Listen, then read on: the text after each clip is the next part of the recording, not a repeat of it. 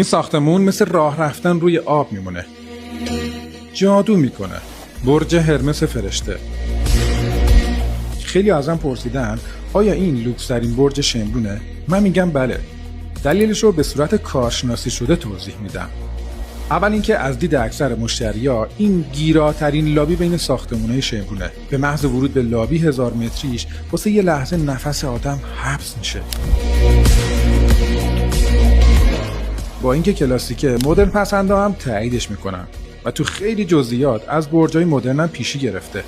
واحد نمونه اما دیدن داره. طوری طراحی شده که نهایت پتانسیل پلان رو نشون داده. نقشه‌ها عام پسنده، با استفاده از رنگ‌های گرم و ترکیبش با متریال وارداتی حس خونه بودن میده. یه نکته مهم دیگه اینه که برج خوب با تیپ متراژ یکسان تو شمرون واقعا کمه.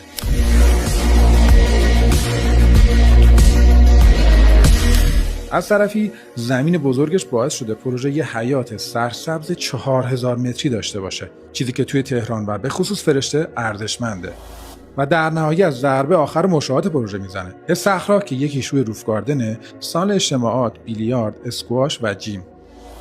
و اما برگ برندش این که سنداش آماده است. همه اینا باعث شده این پروژه بی‌رقیب باشه. حالا قضاوت با شماست. لوکس‌تر از این پروژه وجود داره؟